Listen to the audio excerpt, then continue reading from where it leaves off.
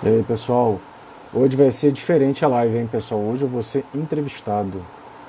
Aqui chamar o Hugo para conduzir essa live.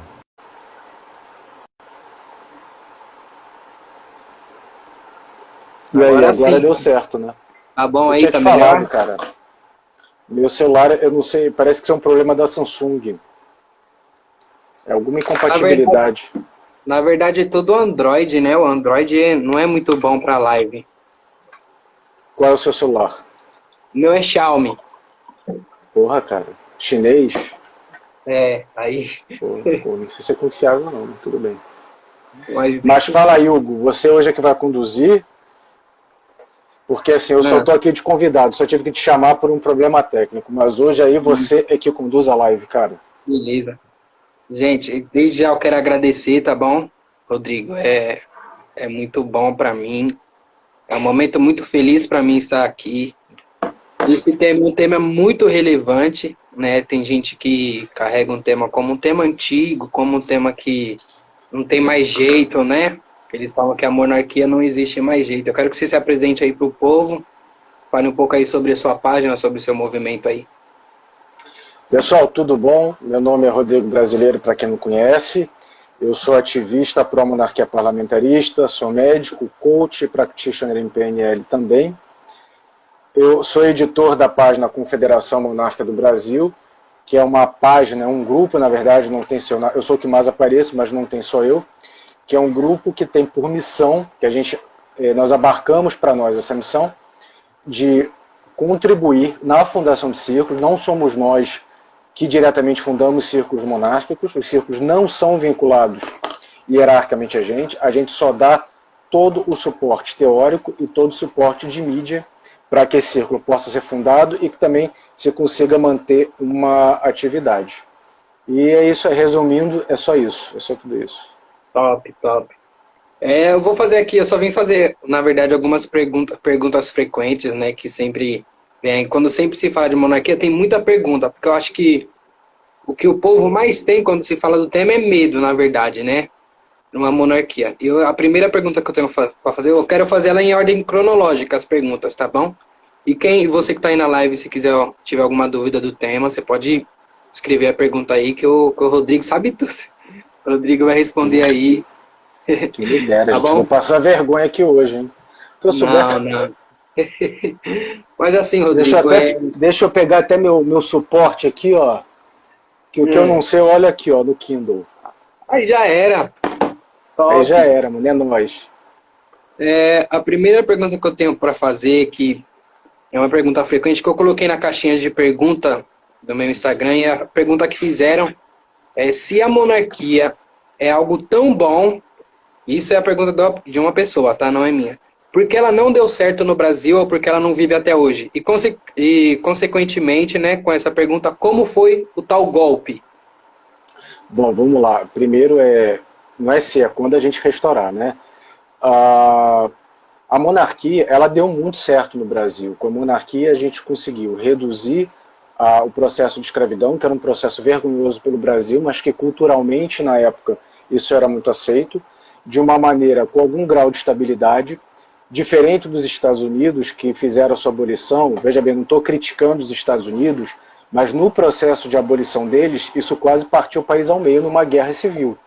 Nós conseguimos um processo de abolição, claro que teve conflito, não foi uma coisa muito pacífica, teve também esses conflitos, mas dentro da instabilidade que a mudança causa foi a forma mais estável. Nós conseguimos avançar no ponto de vista tecnológico, na nossa malha ferroviária, na comunicação telegráfica, na importação de tecnologias como no telefone.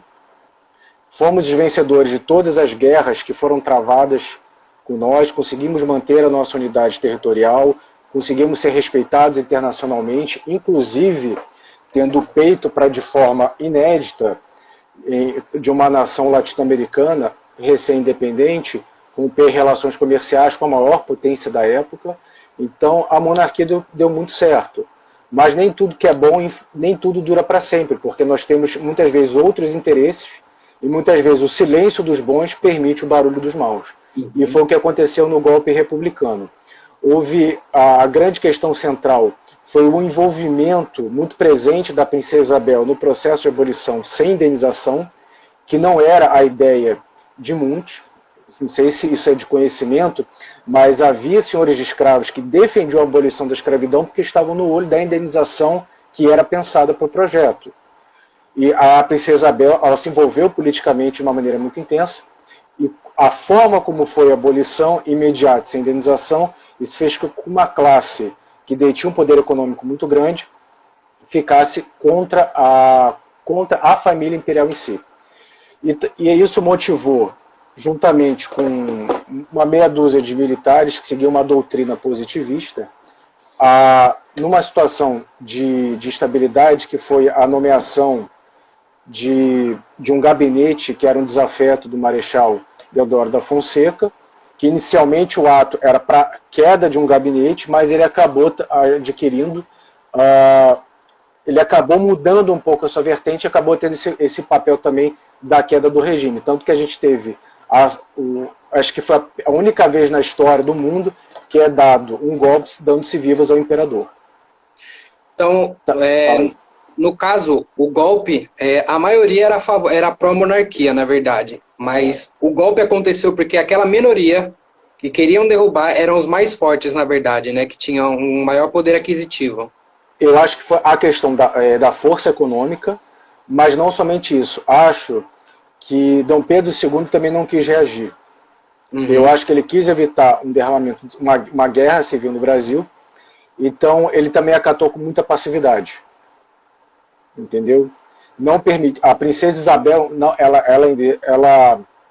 ainda se mobilizou, tentou, então vamos formular outro gabinete, mas houve só tirar aqui, não consigo baixar. Mas Dom Pedro II não permitiu essa reação e ele seguiu o caminho que ele achou mais pacífico e mais inteligente para o momento. Top, muito bom. Tem uma pergunta que, na verdade, é em ordem cronológica também, como eu te falei. Eu acho que quando se fala de monarquia, o maior medo que a população, principalmente a brasileira, tem é medo de perder essa democracia que nós temos aqui no Brasil, no caso. E eu vi que, se eu não me engano, entre os 10 países mais democráticos do mundo, 6 são monarquias, não é? Exatamente. Como que funcionaria essa democracia diante da monarquia parlamentarista? Só para o pessoal que tem medo de perder a democracia, o Brasil é considerado uma monarquia defeituosa, tá? Então, fiquem tranquilos que nós não vamos perder a democracia porque não a temos. É verdade. Só perde aquilo que tem. Então já podem ficar muito tranquilos com isso. A gente não vai perder porque não temos. O que é a democracia? Eu não vou filosofar, porque eu não sou filósofo, não sou cientista político, eu sou aquele mais mão na massa. É a vontade popular, ela ser traduzida para uma realidade legal. É aquilo que é o anseio da população, aqueles eleitos traduzirem esse anseio. Numa monarquia parlamentarista, a gente não vota num presidente, a gente vota num governo, a gente vota num parlamento. Esse parlamento é que ele tem que votar uma maioria, 50+1, para eleger o primeiro-ministro, que vai ser o chefe de governo. Se esse parlamento ele não atende às demandas populares, ele é mais sujeito a uma troca do que no nosso atual governo.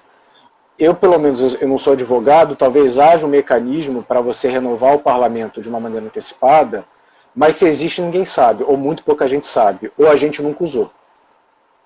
E o que acontece? No presidencialismo, quando você está insatisfeito com o governo, o que você tenta fazer? Você tenta trocar o presidente. Só que você também não tem como fazer recall de mandato de presidente. Então, o que se procura fazer? Você tenta cavar, ou achar, ou encontrar alguma falta administrativa que esteja elencado dentre os crimes, eu não sei de cabeça quais são, que justifica um processo de impeachment, ou seja, um processo de impedimento da continuidade daquele cargo. E se você consegue, que é um processo muito traumático, você tira o presidente, mas quem fica é o vice dele, que provavelmente tem um projeto governamental muito semelhante. E você deixa um Senado e uma Câmara que também que não são renovados. Então você troca uma peça, tudo bem que é uma peça que tem um peso grande, mas não é a única peça do jogo. dentro do regime parlamentarista, seja ele monárquico, seja ele republicano, a probabilidade desse governo ele ser trocado de uma forma antecipada, ele é muito maior. A vantagem da monarquia parlamentarista é que você tem uma instituição chamada Casa Real ou Casa Imperial, que não passa de uma instituição que guarda os nossos valores, que guarda a nossa cultura, que fomenta as atividades sociais e que, numa situação excepcional, numa situação atípica, ela exerce um poder estabilizador. Ou seja, ela pode dissolver esse parlamento, não para ela em se governar, mas para convocar novas eleições e aí a gente conseguir oxigenar essa política. Tanto que os países monárquicos, eles são muito mais propensos a fazerem consultas populares antecipadas do que países que não adotam esse tipo de regime. Então, no caso, acaba que a monarquia ela é mais democrática do que a própria república, né? Geralmente a república não é democrática, a não ser uma república parlamentarista. Uma república parlamentarista, você ainda encontra países que conseguiram atingir o status de democracia plena. Mas dentre as repúblicas presidencialistas, se eu não me engano, talvez os Estados Unidos e a Coreia do Sul, porque a maioria você está entre democracias imperfeitas e regimes híbridos ou regimes ditatoriais.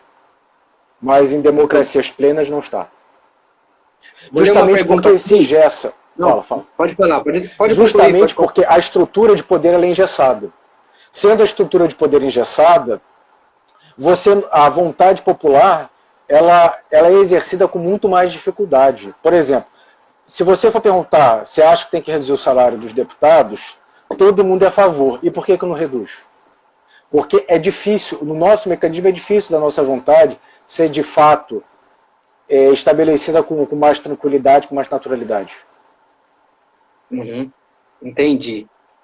Eu vou acarretar a pergunta do Aquiles e depois em cima dessa faço outra também, que é o resumo dessa pergunta. Ele fala, por que a esquerda brasileira tem facilidade em fazer a população acreditar que a volta da monarquia poderia ser uma ditadura imposta e idealizada por uma visão patriarcal? No caso, resumindo, por que nós imaginamos, não vou falar só a esquerda, porque a grande maioria, quando fala de monarquia, imagina um governo ditatorial, um governo, eu esqueci a palavra, mas um governo... Autoritário? Autoritário, essa é a palavra. Eu acho que isso vem muito da revolução cultural que a esquerda fez desde o regime militar. A esquerda, ela perdeu no Brasil no campo armado. A ideia da esquerda era tomar força. Ela perdeu no campo armado, ela foi para o campo da cultura. Então, ela foi plantando as bases a longo prazo de que ser esquerda era democrático, de que ser esquerda era questão social, e com isso ela foi combatendo os inimigos dela. Por que a monarquia em si ela é, em certa medida, uma inimiga desse projeto de extrema esquerda? Porque o nosso projeto é um projeto de dividir o poder do executivo. O projeto da direita é o projeto de concentrar. Então aí nós já temos um antagonismo. E a esquerda soube fazer uma campanha cultural, um marketing muito bom. Então isso realmente contaminou certas pessoas. Mas assim, não acho que tenha contaminado muito não, porque a aceitação em relação à monarquia parlamentarista, ela é muito mais fácil do que o que a gente pensa. Tá? Agora, não culpando apenas a esquerda, mas desde o golpe republicano, todas as nossas bases monárquicas elas foram deturpadas.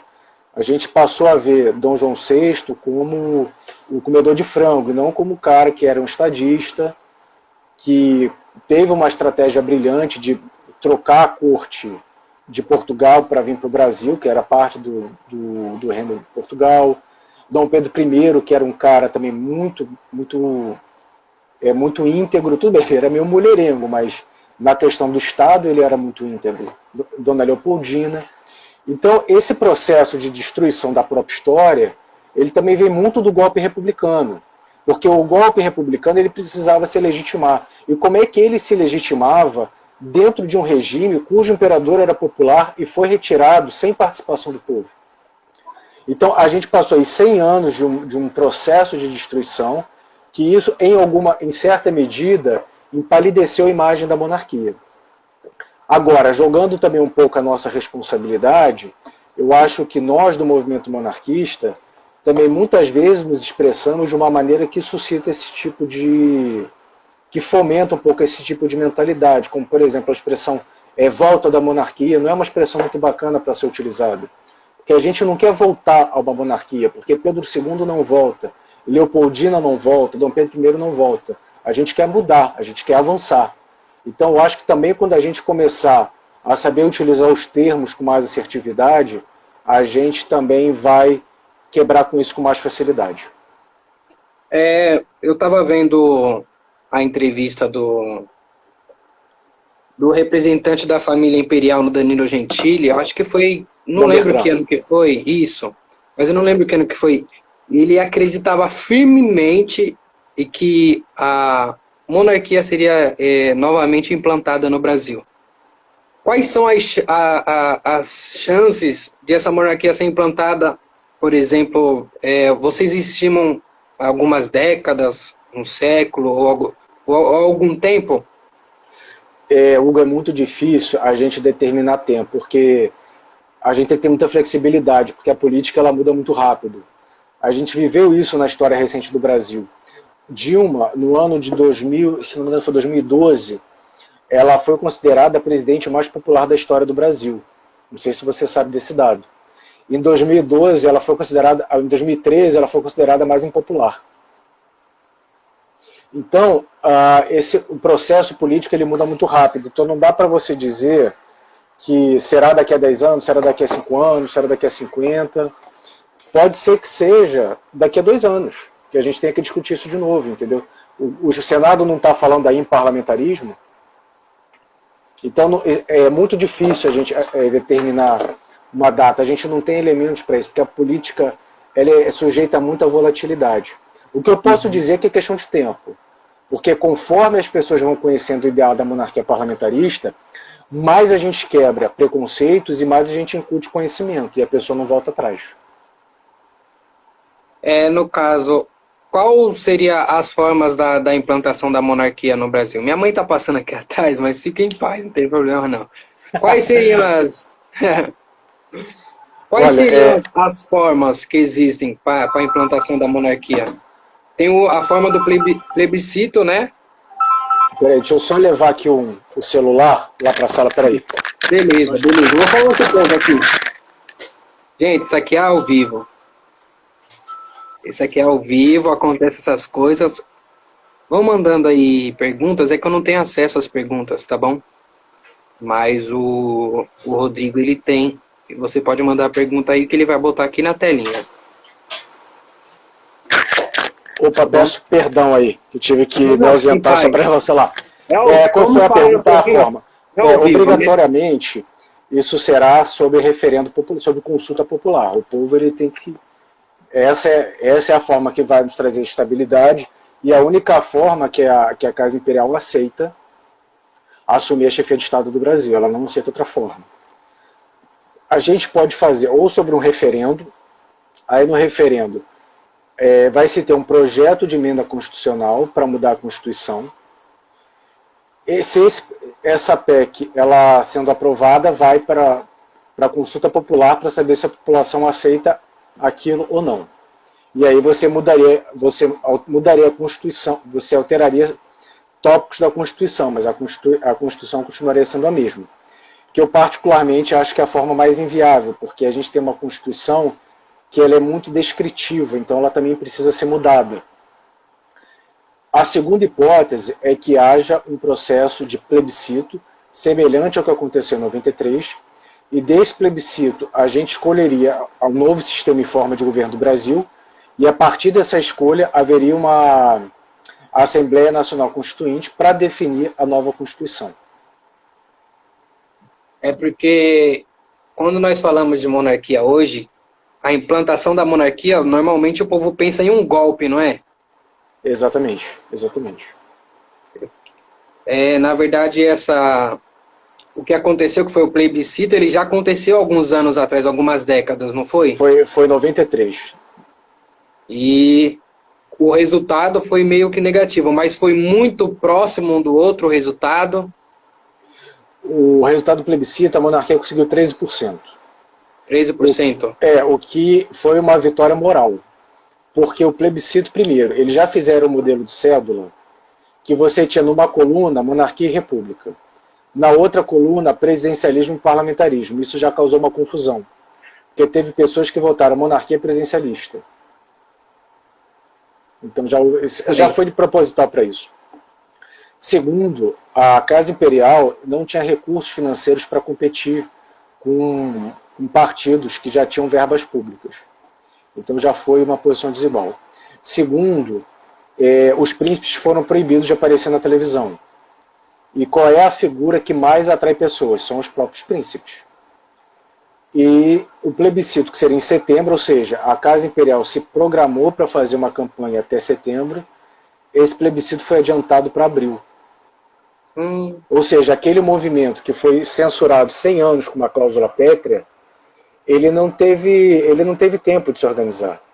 E mesmo com toda a desorganização, mesmo com os príncipes sendo proibidos de aparecer na televisão, mesmo com o pessoal inventando uma questão dinástica que ela nunca existiu, a abdicação do filho mais velho da princesa Isabel, cujo nome eu não me recordo, sempre foi aceita pelo Diretório Monárquico, pelos monarquistas do Brasil.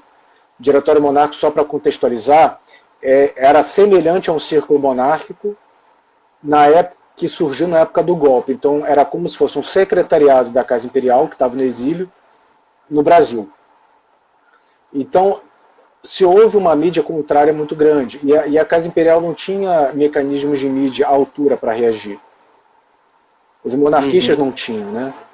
Então, você adquirir 13% com todo esse boicote, isso, na verdade, acho que reacendeu a causa. Grande vitória.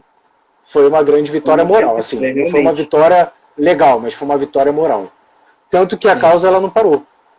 A causa não se sentiu derrotada por isso. Porque, na verdade, eles esfumaçaram, né, mascararam essa ideia de plebiscito, correto? Plebiscito. Plebiscito. Plebiscito. Plebiscito. Tá quase. Plebiscito. Fala ple. Plebi. Plebiscito. Plebiscito. Isso! Aí. Então, na verdade, eles mascararam isso. Mascararam dizendo que seria algo democrático, sendo que lutaram contra a todo momento, né? A mídia, possivelmente a esquerda, né? Eu não era nascido. Você não era nascido? Eu não era nascido. Cara, eu já era bem nascido. Eu perguntei até pra minha mãe, ela falou que não lembrava também. Falei, mãe, como é que foi e tal? Como é que aconteceu? Ela falou, não lembro, aconteceu. Ela falou, eu sei que aconteceu, mas eu não lembro como foi. Eu lembro. Foi eu muito lembro ruim. Uma parte, eu era novo. Tinha 11 anos na época. Aí, ó. Estão falando aqui que eu baixei a Dilma para falar a palavra que você estava me ensinando. O espírito da Dilma. Teve uma pergunta aqui. Deixa eu achar. Qual a forma de criar um círculo monárquico? E eu preciso de autorização da Casa Imperial para isso? Não precisa de autorização. A gente dá um passo a passo, depois o pessoal quiser pegar. Isso está disponível na bio da Confebras. Está disponível também no nosso site www.movimentomonarquista.com.br, ou qualquer coisa me chama no direct que eu já tenho tudo pronto. A primeira coisa que você tem que fazer é juntar 5 pessoas, tá? Para dividir o cargo de chanceler, vice-chanceler, secretário-geral, secretário adjunto e tesoureiro. É uma estrutura básica sugerida. Ah, Rodrigo, eu quero ter diretor jurídico. Posso? Pode ter diretor jurídico. Ah, eu quero ter diretor de comunicação. Pode ter também. Não é formato engessado, é um formato adaptado a cada realidade. Ah, Rodrigo, eu não quero ter secretário adjunto. Eu só quero ter secretário-geral. Quero formar um círculo com 4 pessoas. Posso? Pode também. Aqui é gosto do freguês.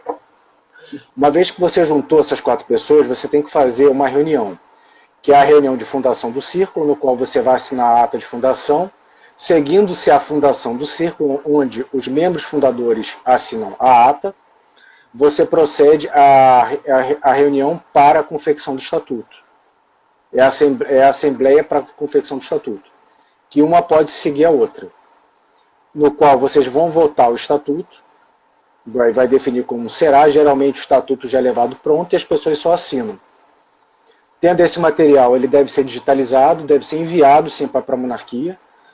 A pró-monarquia não exige autorização para se criar um círculo monárquico, mas é de bom tom que você dê ciência a quem está te representando que você cria um círculo. Isso é uma atitude, não é obrigatório, entendeu? A Casa Imperial é muito... mas é ético, é ser meio grosseiro, você fundou um círculo que você não avisa, né? Meio... Sabe, você está aclamando alguém que você não avisa para ela? Pelo menos avisa, olha, manda o estatuto. No estatuto, a gente entrega o modelo de Montes Claros, que é um modelo assim, bem claro, bem enxuto, e a gente só exige uma coisa para estar divulgando, é que o estatuto contenha que explicitamente ele reconhece Dom Luís como chefe da Casa Imperial Brasileira, para não ter dúvida. Uma vez você tendo isso, se você quiser opcionalmente catalogar na confederação, você tem que criar um perfil em rede social, pode ser Facebook, pode ser Instagram, e mandar para a gente que a gente cataloga e aí facilita a divulgação do seu círculo.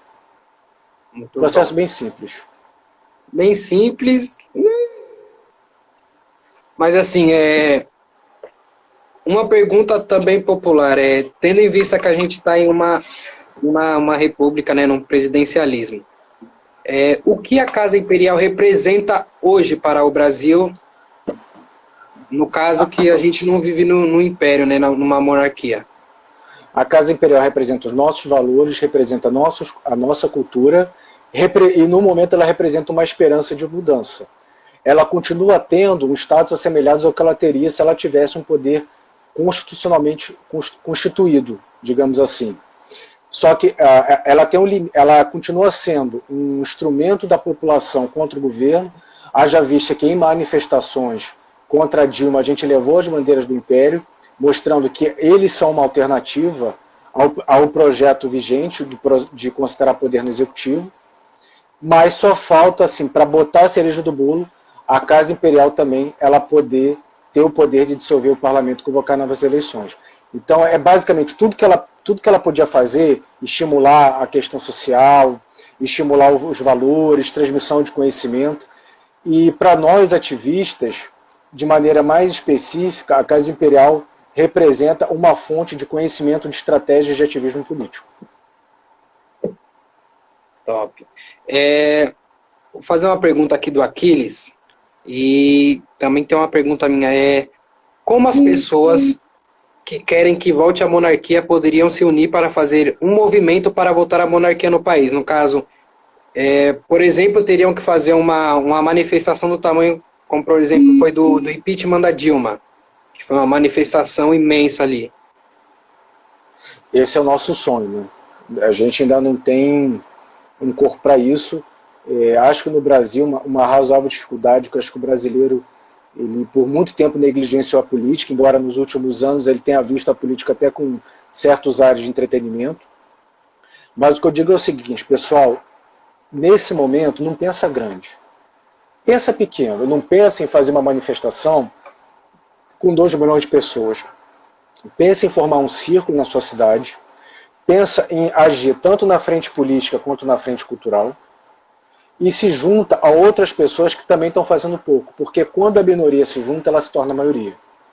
Então pensa isso, pensa no momento em fundar um círculo monárquico, pensa em participar do bandeiraço nacional da independência.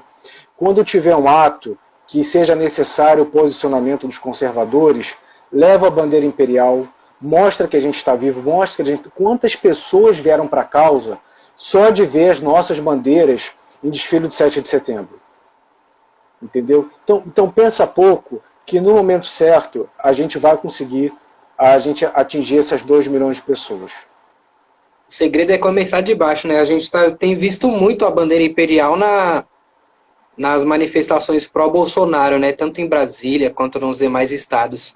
É algo que a gente não via, que o brasileiro ultimamente tem até se assustado tanto com isso, que quanto mais parece que eles veem a bandeira, mais um golpe eles imaginam, não é? Olha, mas eu vou te falar, a recepção, pelo menos entre o pessoal de conservadores e de direita, a recepção é muito positiva. Quem reage, pelo menos na minha experiência, tá? Não estou querendo atacar pessoalmente ninguém, mas é pessoal de extrema esquerda. Inclusive eu já fui agredido pela extrema esquerda por estar com a bandeira. Eles é o único grupo que observa uma reação contrária. Mas eles são minoritários, então não chega a atrapalhar tanto. Né? Uhum. Tem crescido muito o assunto. Eu lembro que eu não conhecia tanto sobre o assunto, só conhecia o que eu tinha aprendido básico na escola, né? E eu conheci através do Kaique Mafra, eu sei que você conhece, que ele é um ativista político Isso. e monarquista. Abraço, Kaique. E o Kaique é um grande exemplo. E a pergunta é, um monarquista, eu já vi você respondendo essa pergunta e achei muito bacana. Um Por isso que você vai monarquista perguntar, né? Quer dizer, eu vou dar a resposta que você quer. Pode ou deve se envolver na política atual? Eu acho que não. Sacanagem. Era só pra ver a reação. Não, eu acho. Eu ia apagar todos os meus posts do Bolsonaro, ia apagar tudo aqui no Instagram. Eu falei, gente, mudou o negócio. Não, eu sou super favorável a que monarquistas entrem para a política, já que o nosso projeto é um projeto de mudar uma Constituição. Isso passa pela ordem política. Então, como é que a gente vai mudar uma Constituição se a gente se recusa a estar dentro da política? Não tem jeito. O pessoal fala, temos que pressionar. Cara, não adianta você pressionar se a maioria lá dentro estiver contra você. Não tem pressão que dê jeito. Você acha que hoje o Supremo é popular? Não. E como é que a gente tira o Supremo? A pressão que a gente está fazendo está sendo suficiente? Não está. Então, você tem que ter aquelas pessoas que entendam que a divisão do poder do executivo é necessária. Então, nós temos que nos envolver na política.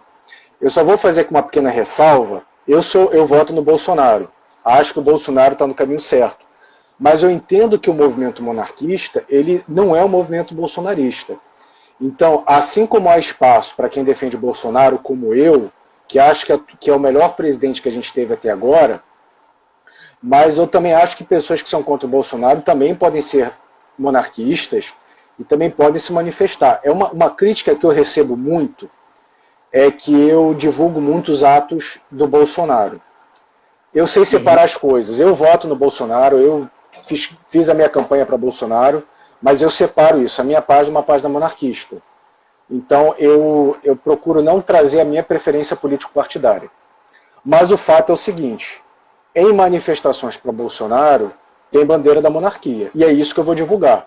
Eu estou divulgando que a bandeira monarquista está presente dentro daquele ambiente. Ponto. Se os monarquistas entenderem que o Bolsonaro não é o caminho, quiserem fazer manifestação para eles, contra o Bolsonaro, juntamente com grupos de extrema esquerda, e levarem suas bandeiras monarquistas, eu vou divulgar da mesma forma. Então, agora essa é a diferença. O monarquista que defende Bolsonaro, ele leva a bandeira para o ato. O monarquista que é contra Bolsonaro, ele não leva a sua bandeira, logo eu não tenho o que divulgar. Entendeu? Agora, só aviso uma coisa, eu já levei a bandeira, eu já fui de esquerda, não sei se você sabe, eu já fui de esquerda. Eu já levei a bandeira para a marcha de esquerda. Eu fui agredido. Então eu só peço que as pessoas tenham muito cuidado para que não tenham a sua segurança física afetada. Agora, se envolver na política, isso não tem discussão. A gente tem que entrar na política, tem que ocupar espaço, tem que fazer o que o Luiz Felipe fez, que é disputar um cargo na Câmara dos Deputados, tem que fazer o que a Carla Zambelli fez, tem que fazer o que o André Miranda fez, tem que fazer o que o Kaique Mafra está fazendo, a gente tem que entrar sim na classe política, porque só vai ter plebiscito se tiver deputado e senador favorável a esse tipo de projeto. A gente tem que se envolver, cara. Eu também compartilho da mesma forma. Querendo ou não, no Brasil não existe como a gente falou, uma democracia real. Uma democracia real, né? A democracia que nós temos aqui é uma democracia falsa. Então, eles não ouvem o povo que somos nós. Então, nós precisamos entrar lá para ouvir. No caso, por exemplo, a gente grita daqui de fora, somos monarquia. Mas precisa alguém para gritar de lá de dentro também. Exatamente. Exatamente. Então eu vou ler aqui, deixa eu ver. Comentário. O Goku tá aqui, esse menino é inteligente, eu conheci ele. O moleque Esse é menino, fera, 13 anos. eu fiquei esse menino, eu falei, Jesus, é bom, esse menino é bom. Cadê? Deixa eu ver se tem mais alguma pergunta aqui. Hum,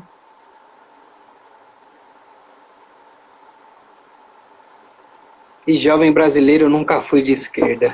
É verdade. Como é que é? Que jovem brasileiro nunca foi de esquerda, gente. Eu já fui de esquerda. Já fui. Já votei no Lula, já votei na Dilma, já votei no Freixo, já votei na Benedita. Eu nunca. Ó, eu tenho Já 18 votei no anos. Partido Comunista. Misericórdia. Graças a Deus eu nunca. Quando eu fui me envolver, foi depois do impeachment da Dilma, né? Que Você eu tem fui quantos anos, acompanhar. Hugo? 18, eu vou fazer 18 esse mês. Você nunca foi de esquerda? Nunca. Não, na verdade, pra mim, porque Ó, aqui em casa era Lula, né? Então, ah, meu irmão tá aqui. E a minha mãe, às vezes, até colocou os meninos assim mais velhos pra ir na. Quando eles eram pequenininhos, né? A bandeirinha do Lula, né? Do você PT, sabe o que eu vou vestiu fazer, eles. cara? Eu tenho guardado uma camisa escrito Lula Brasil de 1989, de quando eu era criança. Eu ia Hum, nos comícios dos comícios do PT. aí, ó. Eu quero fazer aqui, ó.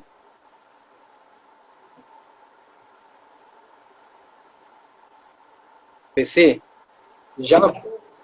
Fala aí, beleza. O pessoal tá falando, eu nunca fui de esquerda. O Hugo tem uma teoria. Se Hum. até jogar assim, uns 25 anos, você nunca votou na esquerda, é porque você não tem coração.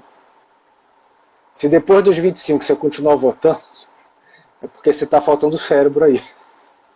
E a pessoa falando, Jesus amado, Rodrigo, Deus te resgatou. Né? Aqui, ó, Ó, estão falando aqui, ó. Sou monarquista desde os 13, tenho 40 e nunca fui de esquerda. Olha, isso aí é falta de coração, hein? Não, e o engraçado, Hugo, é que eu sempre fui monarquista. Desde os 10 anos que eu era desde monarquista. pequeno, Desde pequeno. Eu era monarquista e de esquerda. eu acho que é difícil hoje em dia, hein? Pois Monarquista de é. esquerda. Assim que Eu me lembro que conhece uma vez realmente o que é a esquerda. eu falei para Dom Rafael, não sei exatamente as palavras, mas eu falei que era de esquerda, né? Aí ele me olhou com uma cara meio atípica, né? Assim, mas eles são muito controlados, né? Para não dar assim, muita expressão. Aí ele falou, você votou no PSOL? Eu falei, ué, mas monarquia não é direita, não é de esquerda. Monarquia é suprapartidária. Ele realmente, de fato. Então, Hum, assim, monarquia é sim suprapartidária, É. mas a esquerda tem projeto de concentrar poder. A monarquia parlamentarista é uma estrutura de poder dividida. Então, a gente vê que os projetos são realmente pouco complementares. Hoje em dia, né, a monarquia ela é mais parecida com a direita, né? No caso, a direita de hoje, tendo a sua maior representação com o presidente. Eu vou falar da seguinte maneira. Baseado no livro do Luiz Felipe, ele divide a direita e a esquerda em dois polos. A direita seriam aqueles que querem controle Estado nenhum, Estado zero. Então, a anarquia seria uma extrema direita, entendeu? Dentro desse conceito. Por outro lado, conforme você vai caminhando para a esquerda, o que isso significa? Que você quer mais controle estatal. Assim, o Estado vai ter algum controle sobre a nossa vida. Isso, por exemplo, vacina é obrigatória. Ninguém pode escolher se vacinar ou não. É obrigatório, tem que se vacinar. Ponto. E isso é um poder que o Estado coercitivamente tem sobre nós. E conforme você caminha para a esquerda, quanto mais à esquerda, seria mais poder. Então, por exemplo, um governo de centro é um governo que há algum controle, mas é bem dividido o poder do cidadão com o poder do Estado. E um poder de extrema esquerda seria um comunismo, porque aí o Estado controla tudo, desde a tua fé, a tua religião, a tua produção econômica, aí sim você tem um controle de extrema esquerda. Eu não acho que em si todo projeto de esquerda seja amplamente incompatível. Por exemplo, uma social-democracia, embora eu não seja adepto, ela ainda pressupõe algum grau de divisão de poder. Então acho que é compreensível um social-democrata ser monarquista. Mas uma monarquia, mas o comunismo, que já é aquela esquerda mais extrema, isso é totalmente incompatível, porque você pressupõe o fascismo, o nazismo, o comunismo. Aí eu já acho um pouco mais incompatível. Porque para o comunismo se manter, ele precisa o Estado ter muito poder. Agora, como é que o Estado vai ter muito poder se você tem um ente supragovernamental que pode dissolver aquele governo e colocar uma mentalidade totalmente diferente? Então, nesse caso, eu não acho muito compatível. Até uma social-democracia, eu acho que é razoável, embora eu não seja um social-democrata. A Monarquia Brasil está falando que na Espanha tem um governo social-democrata que convive razoavelmente bem com a monarquia, que em si está acima dessas questões. Digamos assim, a Casa Imperial está acima dessas questões, mas o nosso projeto é uma monarquia parlamentarista. Então esse projeto parlamentarista talvez não se encaixe muito bem. Eu tenho uma afirmação aqui, ó. Monarquia Brasileira 1822. Bolsonaro é monarquista. Olha, eu não sei, cara. Por sua conta e risco. Eu não sei, eu também não quero colocar minha conta em risco, mas existem pensamentos dele que são favoráveis. Eu penso assim, eu não sei se ele é, mas existem pensamentos dele que ele expõe que são favoráveis. E teve um cara, para encerrar a live, teve alguém que falou do Doutor Enéas que votou. Cara, ele era demais. Eu falo que eu vejo o vídeo desse cara até hoje, não era nem nascido, mas ele era demais, cara. Imagina o Doutor Enéas num presidencialismo de 10 anos. O Brasil seria outro. Com certeza.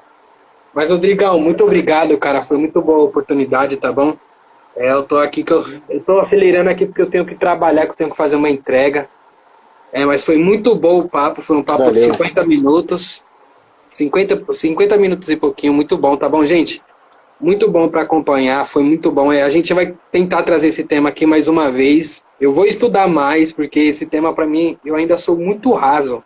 Muito raso, porque como eu falei, eu descobri há pouco tempo que ainda era discutido esse tema hoje em dia com o Kaique Mafra, seguindo o Kaique Mafra.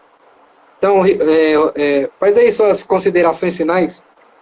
Hugo, obrigado aí pela oportunidade, que eu agradeço, de ver jovens como você que estão nessa luta aí, ajudando a gente a fazer a revolução cultural, né? É o que o professor Olavo de Carvalho fala, a gente tem que fazer essa revolução cultural porque é isso que dá estabilidade, é o que vai dar sustentabilidade para qualquer projeto, né?